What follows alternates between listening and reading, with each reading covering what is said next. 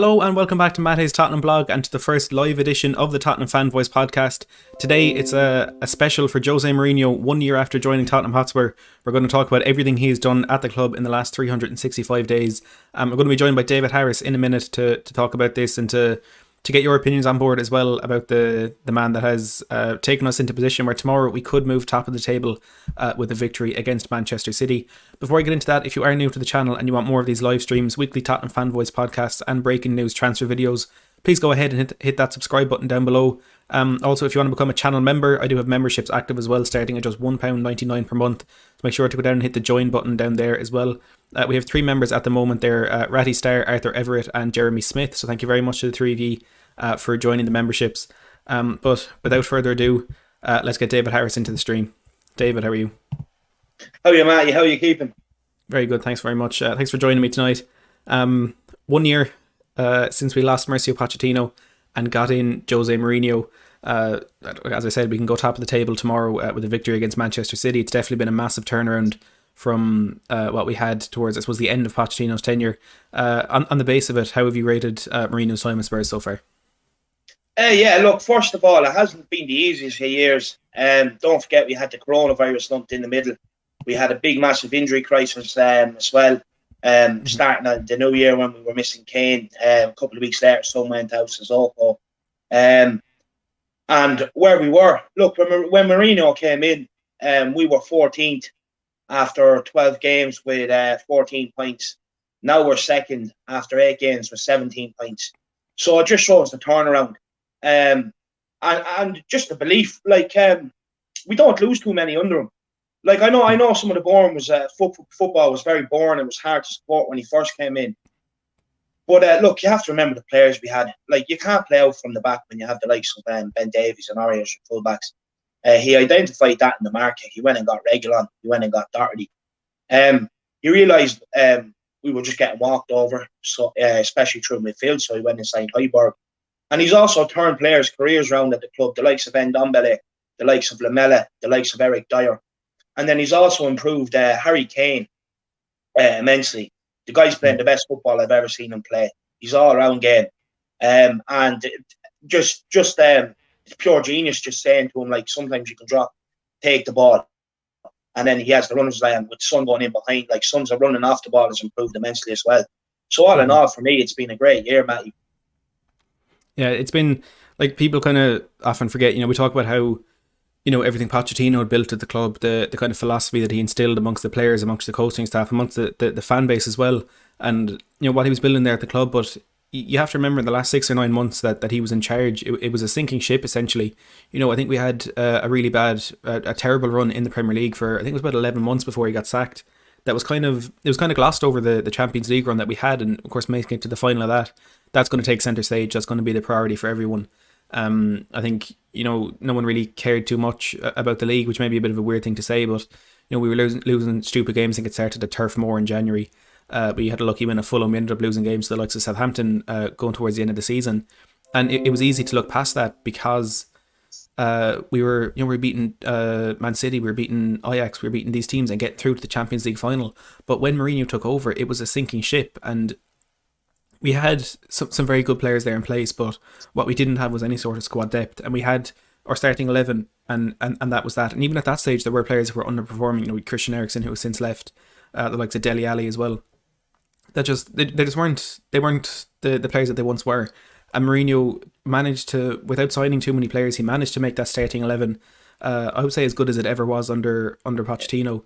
And he's then managed to go out and make these signings that have added to our squad depth, and a few more then have stepped in and been better additions to the starting 11 as well. And we're always going to talk about what he did at Manchester United with, again, people forget about the great achievements he had there. He finished 81 points, second in the table with that team. But you're going to talk about the falling out with Pogba. You're going to talk about the dressing room being really sour there when he left. You're talking about him in a terrible mood when he finally left there. But he still showed just how good a manager he was and what he did achieve with that team. And now he's in at Tottenham. He said from day one he's a new man, he's a new manager. He reinvented himself. He's brought in a new coaching staff and things like that. And we really are seeing a new Jose Mourinho, and it's an improved Jose Mourinho. Because aside from the kind of improvements he's made to his game on the pitch in terms of tactics and things like that, he's still playing these mind games in the media. He's still, telling Chelsea that he's going to play a weakened team in the cup and playing. Look, it wasn't our strongest team, but it was kind of better than he'd employed, and saying these players are going to be injured for certain games and putting them out on the pitch and them being the turning point in that game. He still has that kind of that cheeky, kind of clever side to his mind games and stuff like that, and that's the part that is going to set us apart from what we were under Pochettino, and it's going to be fantastic when that really kicks in and really takes centre stage, just how well we can possibly do. And the main concern with fans when he was appointed, I'm sure you're in there as well, was that we were going to become a team who just parked the bus. He did it at United towards, I suppose, the end of his second spell at Chelsea. He did that, and that's how we did get his best results. But what we have seen is us playing really, really good attacking football. When we have had to, we've sat behind the ball, and it's worked the majority of the time when we've done that. But if you're looking at the league this season, we have, I think we have the best defence, we have the second best attack, we have the second most expected goals, we have the second most shots on target. All these attacking stats were second to Liverpool. No one expected this from us, but do you think the attacking football we're playing now under Jose Mourinho, how do you think it compares to what we had under Poch? Look, just to touch on a point you made, saying that it's the best 11, it compares to what Pochettino's best 11 was. Yeah, I agree with you, but as well, we have to remember that this isn't in full swing yet either. This isn't full effect. So this still has a long way to go. So this would be one of our best ever teams, I think. And we've one of the best ever managers leading it, Matty. Like you said, he's a manipulator of the press. It's his attention to detail, tactical wise. Like I've heard other players come out that's been under his tenure before saying they'd come in, there'd be like booklets on their chair identifying the player they're coming up against, every move, things he likes to do, things he doesn't like to do. Do you know, like the man just loves football. He eats, breathes, and sleeps football. And not only is it the mind games and his tactics, it's his winning mentality. It's his winnings at all costs. Like I was reading an interview there he done on the Spurs website, and he was saying like he doesn't play for draws. So I think a lot of this speculation about him parking the bus, it's not true. Like there are games, people have to understand, there are games where you're going to have to park the bus and you're going to have to try and nick the win. It's a part of football. You can't win pretty every week. And this guy's not afraid to do it. But then you see when teams try and attack us, we rip them apart. You look at the likes of Southampton. You look at the likes of the United game. We ripped them apart. And then we had the Chelsea League Cup game thrown in between a Europa League game and a league game. We parked the bus for a bit of the game, but we won. We got through. No one's complaining about that. And everything about this guy is great. Look, people were talking about Eddie Howe or Mourinho, and they're saying, I'll get Eddie Howe because he plays football. Yeah, the guy plays football, but he also concedes a lot of goals. Whereas, like that was our main problem, and it was a weak mentality. And Mourinho was the ideal candidate to come in, just to install a backbone into the team, install a winning culture. And you're even hearing the players talk about United, the fan base.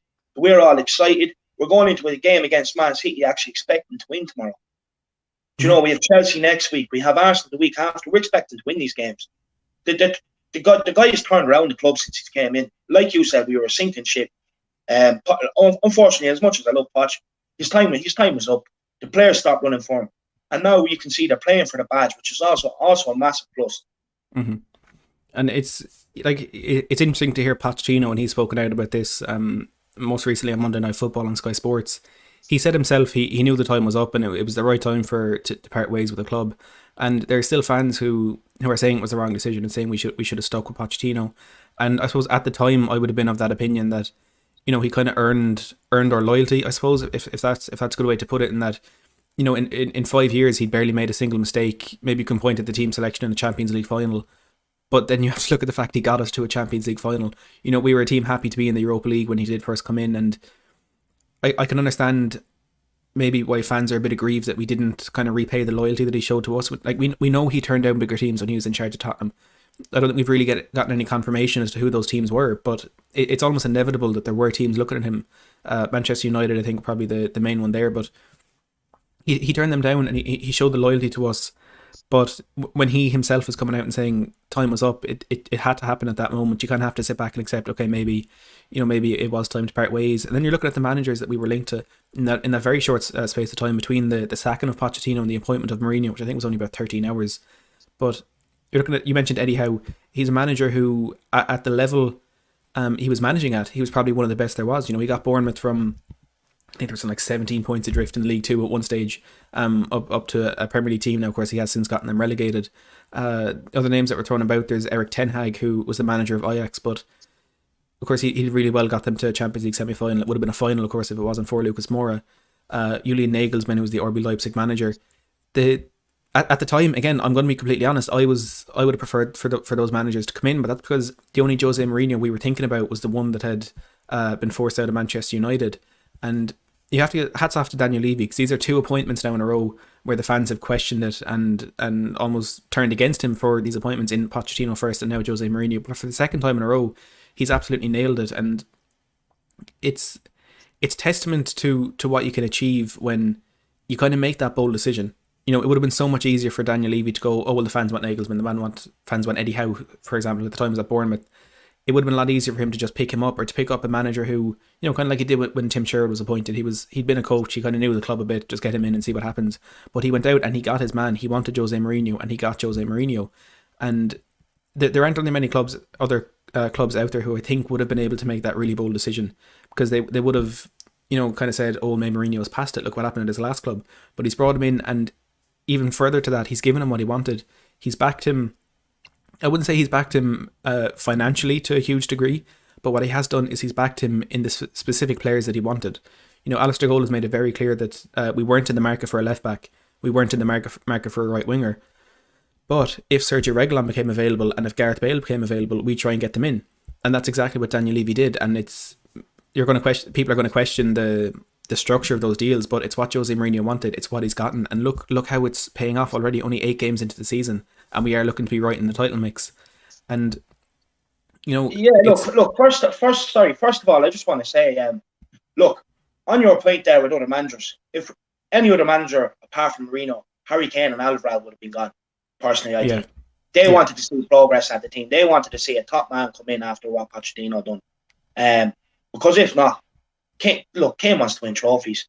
For the player that he is and the goals he scores, he deserves to win trophies. And any other manager at the time, other than Mourinho, he could have been gone, you know. And then, look, about the United thing, I had lengthy discussions with the Ola when Mourinho was playing to me. Ola's a big Spurs fan. And in fairness now, I actually said to him the problem at United was the players. I said it to a couple of United fans at the time. They're like, no, it's Mourinho. You know, we have Rashford. Look, Rashford's not consistent. Pogba's not consistent. You see now, the problem is the players. So, as far as I'm concerned, I was always going to give Mourinho a chance. And if we didn't, you're telling me Arsenal wouldn't have took Mourinho after Arteta. Now, imagine he was over at the other, at the scum. Like, that would have been unbearable. Yeah. You know, you either love or you hate Mourinho. And I think you love him when he's the manager of your club. And when he's not the manager of your club, you hate him. You know, he's a wind-up merchant. And look, the appointment by Levy, he done what was needed to do for the club. Look, there were in the media, a lot of people questioned it at the time, saying he was washed up. But look, we know Daniel Levy is a shrewd businessman, and for him to go out and get Mourinho it's a huge coup, and it's paying off now. And the fact that he, like you said, he didn't back him too much financially. He backed him with the players that he wanted. He backed him with a superstar with Gareth Bale. Under Pochettino, I just, looking at some of the signings that came in the Pochettino era, I just don't think Levy had the trust to throw more money at a project. Especially since he failed so many times in semi-finals and two league runs there, we fell apart near the end. Champions League final, we lost again. Look, the whole thing just fell apart, and Mourinho's just come in and he's completely picked it up, and he's pushed us forward, and I'm completely on the Mourinho train. Anyone that's not, as far as I'm concerned, it's not a true fan of the club. Like, you know, looking for something to complain about almost. Yeah, there's one on that Tottenham fan TV. It's clear he's just a Poch lover. People just need to accept that Mourinho is the manager now, and you just have to back him. Look, even if we had Sam Allardyce as manager, you still have to back him. He's the manager of your club. Do you know what I mean? Yeah. And just on that Pochettino point, there seems to be a lot of people who think supporting Jose Mourinho is insulting Pochettino or is kind of casting him aside. You can love Pochettino and Jose Mourinho at the same time, because listen to the way Mourinho talks about Pochettino. He knows what Poch did for the club, and he knows that what he's doing now is just kind of building on the blocks that Pochettino had put in place. So you're able to love and support and be happy that both of those people have been at our club. And you made the point there about Harry Kane, and if it hadn't been Jose Mourinho, perhaps Kane wouldn't be a Spurs player at the moment. And the rumour started towards the end of last season that Harry Kane was potentially looking to move on from Spurs. Now, they never really came from the most reliable sources, but we're going to talk about it. We're going to think about it anyway. And we saw in the Amazon documentary the conversation Jose Mourinho had with Harry Kane when he said, he thinks Kane is a winner, and he said, as a manager, that's who I am. I'm a winner. I make world class players. He's spoken in the press before about the strikers he's had and the strikers that he has made the best in their leagues at the time. He's done that with Harry Kane, but in a very different way to what we were expecting. And you mentioned it again early on, the genius in dropping Harry Kane deep and having Heung-min Son run on the last line. Gareth Bale, potentially a player who could do that as well. And of course, have Stephen Bergwijn, Eric Lamela, Lucas Moura, who are also very quick players who can exploit any high line when Harry Kane is deep and in possession. Do you think there's any other manager in football who, again, I'm speaking of bold decisions, do you think there's any other manager who would have been brave enough to take one of the most clinical goal scorers in English football, perhaps in world football, and put him back into this almost quarterback position? No, maybe Klopp, because he does it with Firmino. He's the only other one, I think. Look, it was like we've all seen it over the years. Kane's passing ability is one of the best in the league. It's just up there with Kevin De Bruyne as far as I'm concerned. We've spoke about maybe when he gets a bit older that he could drop a bit deeper. Do you know what I mean? And look, it takes balls what Mourinho done. Let's be fair. Like it takes serious balls. You wouldn't have seen Pochettino do that. Mm-hmm. Because look, Harry Kane is willing to do anything Mourinho is asking him to do purely because of the trophies he's won. He's won trophies everywhere he's gone, and that's why you're seeing Kane doing it. If Pochettino asked Kane to do it, I don't know whether Kane would. It's just out of a respect thing. Mm-hmm. Yeah, that's my opinion on it. Yeah, and like it's paying off to such a massive extent. Harry Kane already this season has 7 assists in the Premier League. We know the record is Thierry Henry at 20. We're 8 games in. There's really no reason why Kane can't break that record. But the most impressive thing for me is that it's not taken away too much from his goal scoring. He has 5 goals in the league this season after 8 games. That's a tremendous return. I think is it Son, Calvert-Lewin? I think one other player has more than that. But yeah, Son actually has 10 goals and 5 assists this season already, believe it or not. That's huge. And look, Caden's taking the spotlight away from him a bit, but Son, that's an absolutely sensational return. And you mentioned how Mourinho was kind of turned around the careers of players that were already at the club. You mentioned Ndombele. Son is definitely a player who can fall into that category as well. I think a player who hasn't gotten enough credit this season, and even at the end of last season, for what he did is Hugo Lloris, because he was a problematic goalkeeper. He was constantly prone to a mistake, and it's been a while since we've seen that from him. But if you're looking players like Lloris and Ndombele's son, there's Toby Alderweireld who didn't look like he was going to sign a new contract, who since made a U-turn and now was one of the first names of the team sheet. Eric Dyer, we know a player Jose Mourinho was very fond of when he was at Manchester United. I think he's turned into a fantastic centre-back, again, one of the first names on our team sheet. How do you think it's happened that a manager like Pochettino, who that was by far his best trait, couldn't get this out of these players, but Jose Mourinho, who typically is the one who falls out with these players, who, if you're not playing well, get away, I don't want to see you. It's in a way kind of what's happening with Dele Alli now. But how do you think it's happened that Mourinho has managed to get the best out of these? Is it the appeal of trophies, you think? Great question. I was actually thinking about this before. With Pochettino, Pochettino put a lot of trust into the players. He backed them no matter what, even if they were playing poor. He didn't call them out in the press. He kept playing them. And they repaid that on the weekend a lot of the times. They ran for him. And it was all based on loyalty. Whereas Mourinho, you've seen it, he doesn't care who you are. If you're not willing to pull your weight, he'll drop you. Mm-hmm. And he has trophies behind him, which you can't argue with. So you can't argue with his decisions. And he done it with United's most expensive player, Pogba. And if you're the likes of Eric Dyer or Dele Alli, you think he's not going to do it to you, think again. Do you know what I mean? And mm-hmm. you've seen that with Dele Alli now. And then you see the likes of Eric Dyer now. In fairness to the guy, he's pulled the other way. He's even come out in the press and said that Dele Alli now needs to start pulling that way, and clearly he's not. Alderweireld signed a new contract. And it's all because they firmly believe in the manager now. And the fact that he has the trophies behind him, it's out of respect. And like, if you have a manager that's been one of the most successful ever, you're going to do what he asks you to do. You're going to want to soak it up. You're going to say, tell me what all these other guys done underneath you. I want to win. I want trophies. I want a medal around my neck. Do you know what I mean? You're going to hang on his every word. It's as simple as that. You're going to turn into a lick ass. You're going to be straight up to him every day. Boss, what can I do? What can I do to get into the team? And that's just the way it is. And it's purely because of the reputation he's come in with. Like I said, under Pochettino, it was more of a respect thing. And respect will only get you so far, especially in the football industry, because you have to be cutthroat. You have to. There's a few people joining us here in the stream. We have Alpha T, Jonathan Kinkante, Kwame, Emily Dunn, and Luke Trinneman here as well. If you're enjoying the stream, lads, please make sure to hit subscribe and like the video as well. We're speaking a bit about Jose Mourinho and how he's been in the press, David, and he plays these mind games. He's funny, humorous. First of all, he plays these mind games with opposition managers. Pochettino, for a lot of his career, was kind of a yes man in the press for Daniel Levy. He'd be asked about transfers. That year when we didn't sign anyone, he kind of said, "Oh well, I didn't want any players unless they were the right one."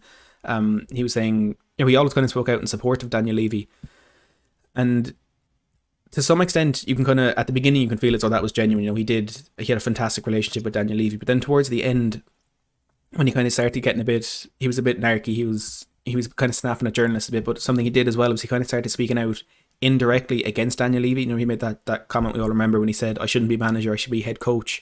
And Levy, within his transfer decisions, for the majority of that, he always had the kind of safety net of Pochettino defending him publicly, because Levy doesn't. He doesn't do many interviews. He allowed Pochettino protecting him, I suppose, in the public forum. But by bringing in Jose Mourinho and by knowing how straight talking he is and that he wouldn't beat around the bush with anything, do you think I wouldn't say forced himself into, but do you think he's now put himself in a position where he has to keep Mourinho happy 100% of the time, whether that's to do with transfers or if it's to do with players signing contracts or whatever it is? Do you think Mourinho's straight talking media kind of personality is forcing Daniel Levy into these positive decisions? Yeah, look, Mourinho, he's a straight shooter. Every club he's been at, he identifies problems. He identifies the problem. He's not afraid to say what the problem is. It's our first major appointment of a proven world-class manager. And if he's not going to, there's been a lot of talk over the years of Levy not backing his manager. If he's not going to back Mourinho, another top manager is not going to touch our club once Mourinho's days are done at our club. It's as simple as that. They're just going to look at it and say, well, why would I go there and ruin my reputation? I'm not going to be backed. Levy's going to sign players that he feels not what I want. So Levy has to get this right. Levy has to keep him happy, because you've seen it at United after we left and after all the dust settled about Mourinho being over the hill. He's come to Tottenham. He's proven he's not. United fans are actually turning around saying that, praising the job Mourinho done there, believe it or not. And with a reputation like Mourinho's, you have to back him. And like I said, because it's our first real major coup of a world-class manager, you have to get it right. You can't afford not to back him, because we won't be touched by another world-class manager if we don't. And you're mentioning United there a bit, and it's so relevant, I suppose, when we're judging how Jose Mourinho's doing as the time progresses in his time at Tottenham. And the players were kind of first and foremost the main problem at Manchester United, but you also have the board there that for so long they had Sir Alex Ferguson there, so no matter what they did, they were going to win trophies, because Sir Alex Ferguson, for me, the greatest that's ever been in the game. They brought in David Moyes then. That was just a massive failure. They've had Louis van Gaal, they then had Jose Mourinho, and with those two managers, and it almost looks like it's happening again with Ole Gunnar Solskjaer, in that they've backed him early on, maybe in the first window, the second window, maybe even in the third window, and they've started to reap the rewards of that, whether it was winning an FA Cup, winning a Carabao Cup, winning Europa League, getting into the Champions League back in the top four or something. They started to reap the rewards and then kind of sat back and said, well, that's our job done, let him do what he wants to do, and we'll have the success for long. And the mistake the Glazers seem to make so consistently is that you do need constant investment in a squad, especially a squad of United's calibre, to keep it successful, and they don't seem to be learning from their mistakes. It looks like it could happen again with Solskjaer. But Daniel Levy was in this position once, where he had a manager who could have taken us to the ultimate level, and for 18 months he didn't back him. Do you think from that one simple mistake, Daniel Levy has now learned it's not a a 1-year fix. It's not a 2-year fix. It's a constant thing that if you want a successful team, you need to add to it in every single window. Because we're already looking at potentially some big signings in January. Do you think Levy's learned? Yeah, he has learned. Look, they're making no mistake about it. He's awestruck by Mourinho. You can see it on the documentary. It's like love at first sight. He loves Mourinho. And make no mistake about it, he's asking Mourinho as well what makes a club so successful. Every club you've been at, like, look at Chelsea, they haven't stopped winning titles since he's winning cups since he's left. Inter Milan, Real Madrid. Do you know what I mean? So it's the foundation that Mourinho brings into a club first and foremost. I make no mistake about it, Mourinho or Levy's feeding off that. He's asking, well, what are Real Madrid doing? What are Inter Milan doing? How can we be better? It's perfect. It's perfect. Just as much as he managed the team, he's probably also advising Levy a lot. And you can see that in the window. Like, he identified the problems that we needed to buy. Like I said, the Højbjerg, a backup striker, there are 2 fullbacks. Do you know what I mean? Bringing in Gareth Bale. And as far as I'm concerned, Levy's learned his lessons. We were so close under Poch, so close. Mm-hmm. But the fact that we fell off the year before, like, I also think Levy had his reservations about Pochettino. But the reason why Pochettino lost his job is his own fault as well. Back in Levy in the press coming out saying we don't need anyone, and behind the scenes you have the likes of Harry Kane looking around like saying, how can you say that? You can see what he's saying. He almost made you know what I mean? And that's also yeah. where he would have lost respect for Pochettino after a while as well. Mm-hmm. And Mourinho's just not going to do that. Mourinho is not going to sacrifice his ego for Tottenham Hotspurs. Make no mistake about that. If something goes wrong, he'll be out in the press and he'll call it out. Mm-hmm. Definitely, yeah.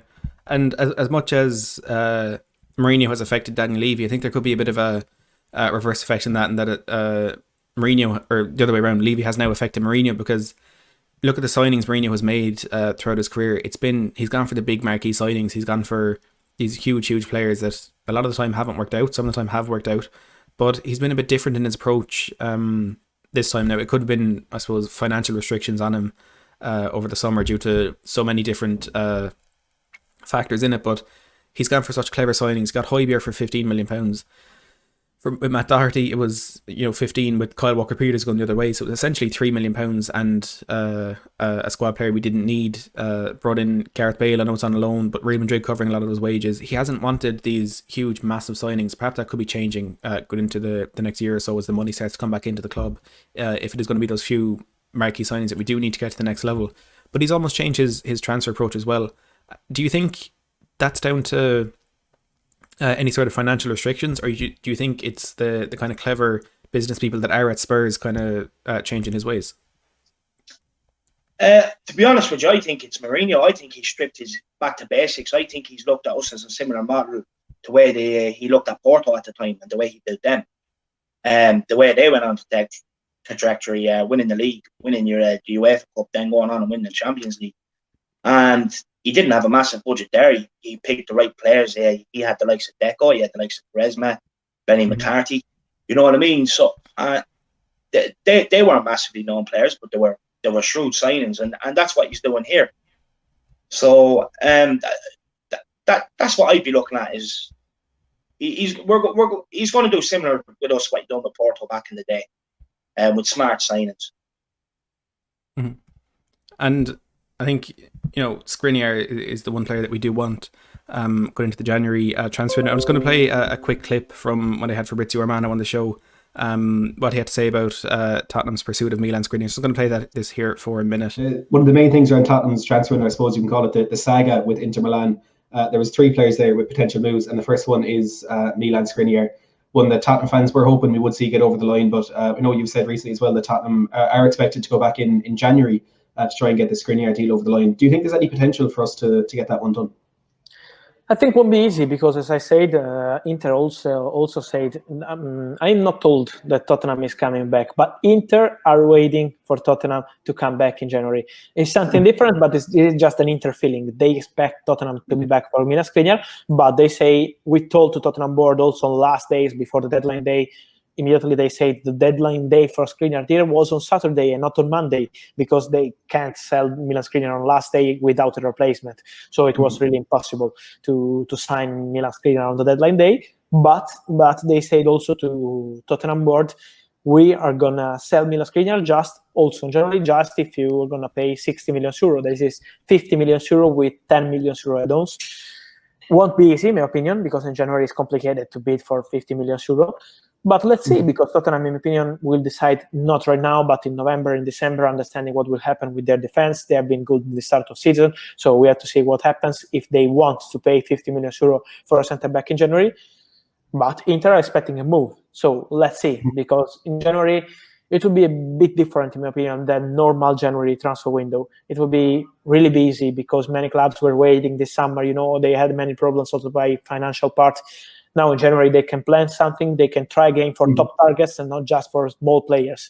So expect something important. I don't know if it's for Tottenham and for other clubs, but they expect some important moves also in January.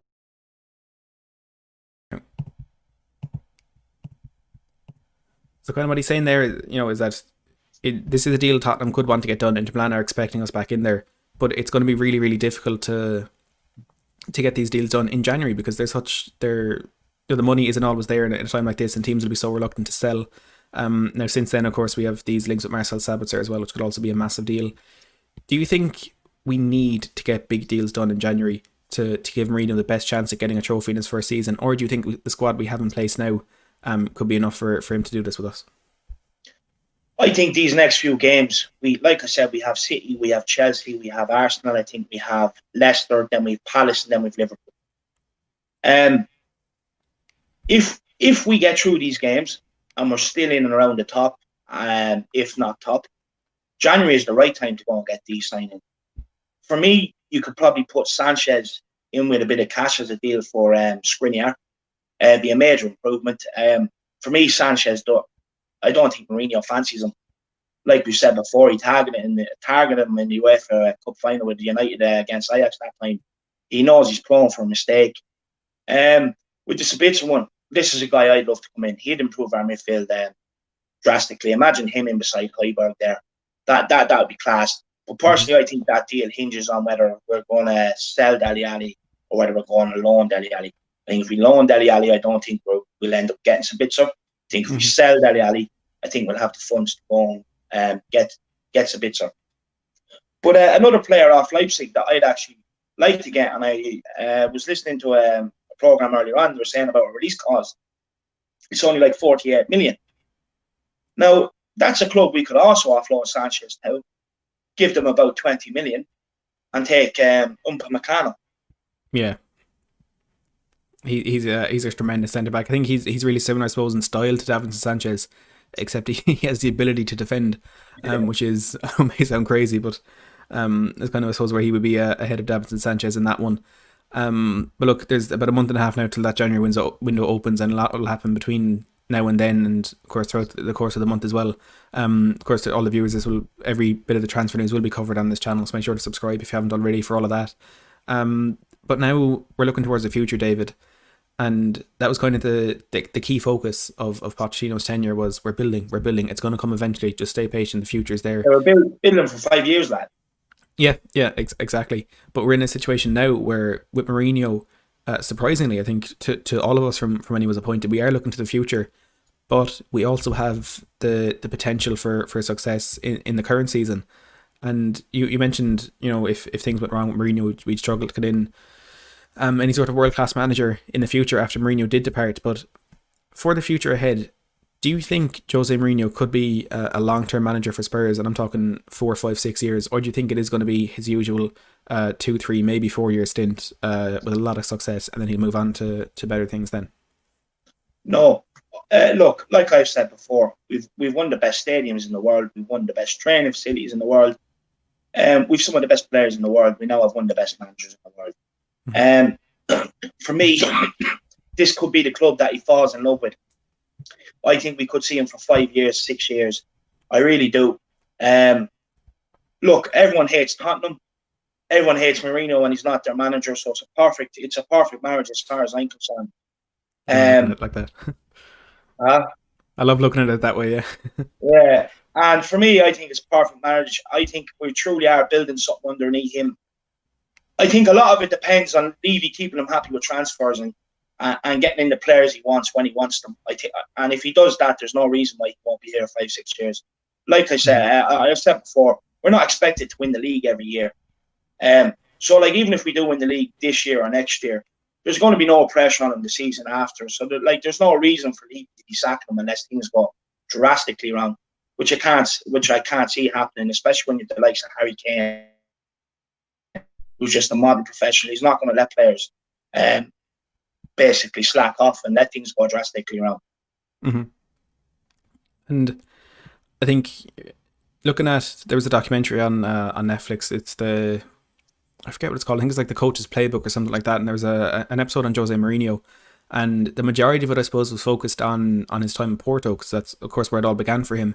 And looking at him, it was just after he'd been appointed at Tottenham, and looking at the way he was talking about his time at Porto. Of course, it's in his own native Portugal. He did so well with them. There's always going to be an element of fondness with him looking back on that. But he still seemed so in love with the club and the players that were there and the fans at the time.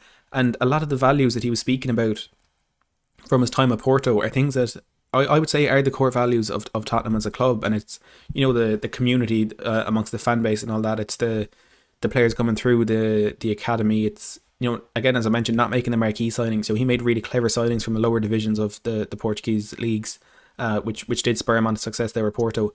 And I fully agree with you in that Tottenham could be the club he falls in love with. And I agree again what you're saying. It is everyone hates Tottenham, everyone hates Mourinho. There is an element of kind of they fit together, but at the same time, it's such an unlikely partnership.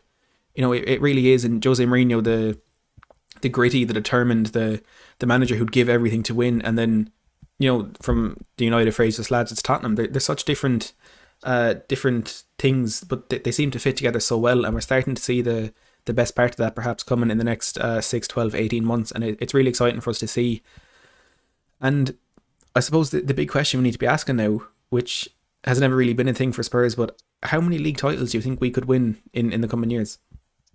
If Mourinho, I think, if we're talking on a 5-year plan, I think we could win 2 Premier Leagues.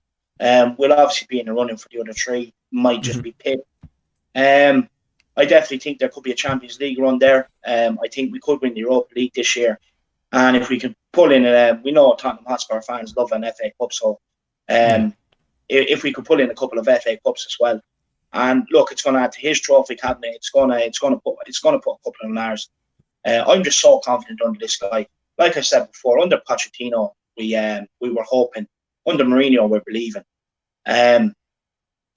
Everything to me just pointed to success. Like everyone was saying, it's an unlikely marriage, and sometimes when 2 things come together that shouldn't, it's class.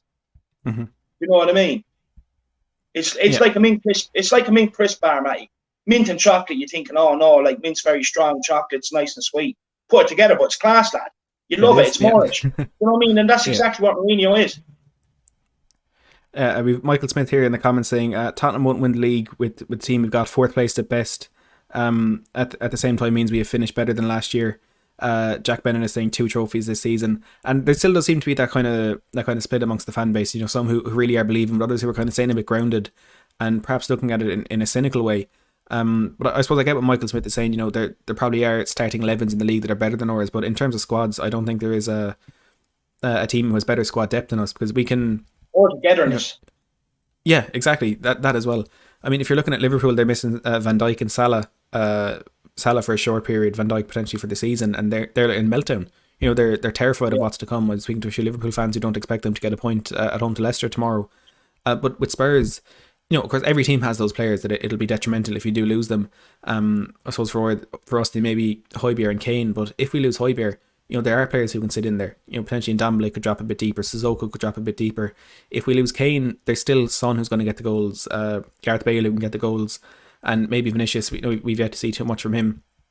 And I think that's the kind of, for me anyway, that's one of the main reasons why I think we really are in with a shout this season. And I really do think we can lift the Premier League title this season. It's going to be extremely difficult, and there's going to be a lot of other teams in there kind of fighting for us. But it's just such a strange season in so many different ways that, as much as I think Tottenham can win the league, I think anyone can win the league. People are disregarding Everton now. I had a friend tweet me. We were just discussing something about, I think it was Ben Chilwell, and he said, football is the most reactionary sport in the world. And you had Everton after the first one, people are saying, oh, they're going to win the league, they're definitely going to win the league after a good period of form. Then a small bad spell, and all of a sudden it's, oh no, forget about Everton, they won't even get top 6. So it's such a long season, there's so much time for things to change. I think anyone can win the league, but as we say, there are going to be those people who do kind of doubt it to some extent. But I just want to see, David, do you, if someone said to you right now, we can decide Tottenham can win, the Europa League, the FA Cup, and the Carabao Cup this season, or we can win the Premier League. First of all, which one of those would you take? And I know you said before, it shouldn't be a choice between them. We should go out and try and win all of them. But if you had to choose, which would you go with on that? Look, if I had to choose, the reason why I say the Europa League is because it's a backdoor into the Champions League. So if we win the Premier League, we're going to be in the Champions League anyway. So I take the Premier League all day long. Plus, it just means I can sit there for a whole year and just wind everybody up. It'd be perfect. It'd be absolutely perfect. I take the league every day of the week. Every day of the week. The other trophies they're nice to collect, but they're not the ones you want. Growing Premier up, League's the holy grail. Yeah, growing up, I've seen. Look, I remember growing up watching this team when we were finishing 13th, 14th in the table. And we've just been on a steady progress since there. Like, I used to go to the ground when we used to have Stephen Iverson up front, Klinsmann up front. The old lad used to bring me to games. And just to see where we've progressed from there, from a small club into what we've progressed now, everything is stacking up in our favour to win the Premier League. Like I said before, I want them all. I'm just such a passionate fan. I want every at the start of every season, I believe we can win everything. No matter, even if we have a 14, even when we had Nido playing up front, I still believe we can win everything at the start of the season. Like, I can understand where Michael is coming from. Look, we as Spurs fans, we've been hurt so many times in the past. We've always been the nearly men. We expect big things. We always get let down. So I can understand where he's coming from. But just the feeling I get this time is different on the Mourinho. I just want us all to get on the bandwagon and enjoy it while we can. Because once he goes, we could fall into like a bit of obscurity for a season or two until we get the right man and get this project going again. And I just want everyone to enjoy it. That's all. I just want everyone to enjoy it and just stop being negative. Yeah, no, there's no point in. I think, of course, there's times when you need to criticise what's going on at the club, but I don't think Tottenham definitely aren't in a position like that at the moment. We've Darren saying we need to work a mentality to win the league. The next few games will show if we have the mentality to do it. And Holly as well, welcome to the stream, saying we've got Jose, we will win something. And it is a winning mentality. I think Jose has instilled that in the club quite a bit, and we've seen that. It was definitely brought into question following that the collapse at home to West Ham when we threw away that 3-0 lead. But since then, we've ground out victories against Brighton, Burnley, and West Brom in the league, and it's almost on a weekly basis. This winning mentality seems to be just getting a bit stronger, and now we're at the point where, as Darren says, it's the next few games will decide everything for us in terms of mentality. If we go out and we get maximum points, or even get close to maximum points, I think everyone is going to look at Tottenham and be like, hold on a second, they could do this, they could actually win the league. But look, only time will tell. We can sit here, we can discuss it for hours, and as much as I would love to, only time will tell just how much we're going to do. So before we go, David, rate Jose Mourinho's period at Tottenham so far out of 10. Look, considering everything he's had to cope with the coronavirus, the lockdown, the no pre-season basically, really, I'd have to give it a 9, especially from when he took over to now. Like I said, when he took over, we were 14th in the league. We're now second in the league a year on. It has to be a 9. Just on my favorite like memory from Mourinho so far, I've 2 of them. Sorry, I forgot about these. Go ahead. Yeah. One of them was what he done with the ball boy in the Champions League game when he gave the ball quickly to, I think it was Aurier, and the way he sat him on the bench and looked after him and even gave him a bit of praise. I love that. That's a great moment. And the other one is when he was in the press conference and saying respect. Other managers in the league, everyone else in the league only has 2 Premier Leagues between them. I've 3. Give me respect. I love it. Love it. What's your favourite moment? Yeah. Those two are definitely peak Jose Mourinho. I think one for me, which, of course, Jose Mourinho is the main man, and he's such an outstanding manager, but I think one for me that shows just kind of how much he relies, I suppose, on his backroom staff. I know he said a lot, Joe Sacramento was really the brains. When we scored that late winner against Wolves, I think it was early enough in his tenure, it could have been last December or something. We scored a really late winner against Wolves, and of course they started celebrating. Jose was out on the touchline, he was kind of pumping the players up, and Joe Sacramento came over and he kind of whispered something in his ear, and Jose Mourinho immediately changed his mood, and he was running. Was it Tanganga or someone? I forget who it was. It was a defender, and he was, come on, get on the pitch, and it was good to see that like he values the opinions, I suppose, of his backroom staff so much, and it was just such a kind of a humbling moment that you have the best manager, this calm, kind of cool, collected character, and he's going mad, and someone has to calm down and say, come on, bring on the sub. Or did you see the one actually where Sacramento was winding him up, and you see him running back going, looking for the card? Did you see that one? Against Man City, hilarious. The Sterling dive. Oh, that's amazing. It makes for a really good gif if you're ever in an argument. That's a great one to say. It's like when you're in the pub having a few pints with the lads, and someone's after winding up, and they're sitting there winding you up, saying, "Oh, he made a show," and just constantly winding you up. That's what it's like. Yeah. No, I love another thing actually, I just wanted to touch on. Do you know the 3 games we just played? Brighton, Burnley, and West Brom. Like, I know people giving out saying we weren't the most creative in front of goals, we weren't the most clinical, but I was actually looking back over the fixtures today from the start of the season. If you go back, we've some massive wins in there. We put 3 by West Ham, we put 6 by United, we put 5 by Southampton, we put 7 by one of the Europe League teams. We've also, it comes back to what you're saying. It's just short memory. Like, if you actually look back since the season start of the season as a whole, we've scored a serious amount of goals, especially with the short turnover in games. Yeah, and Holly's just saying there as well, her favourite Mourinho moment is when he and Sacramento ran to the 4th official, as you were saying there. But look, I think to summarise what we can say is it's been a very different 12 months to what we were expecting under Jose Mourinho. There's hope has been renewed among the fan base, perhaps even bigger than it was at any stage under Pochettino. We have players who are playing for the badge. They're fighting for every ball in every game. They won bad game, I suppose, against Royal Antwerp and the 10 minutes against West Ham, but we've bounced back from those, and we know Jose Mourinho is kind of fantastic at dealing with that sort of thing. And I think success is on the road for Spurs, and maybe a bit closer than we had expected in recent years. And Jose Mourinho is the man because of that. Credit to Daniel Levy for getting him in. Credit to the recruitment team for getting the players that he wanted, and credit as well goes to the players for believing what Mourinho was doing and for showing the fans that they do still love the club, because a lot of that was in question towards the end of the Pochettino tenure. But David, as always, a massive pleasure having you here on the Tottenham Fan Voice podcast. Thank you very much for joining me. To those who are watching, if you have enjoyed this stream, or if you're watching on the replay, if you have enjoyed the video, please make sure to give it a big thumbs up. Subscribe to the channel if you are new. We do these weekly podcasts. Maybe we'll do a bit more live in the future, just a special tonight for Jose Mourinho. Also have the Tottenham Hotspur transfer talk series returning now as the rumours and the stories start to build up ahead of the January transfer window. So make sure to subscribe if you do want those. Channel memberships are now active, starting at just £1.99 per month.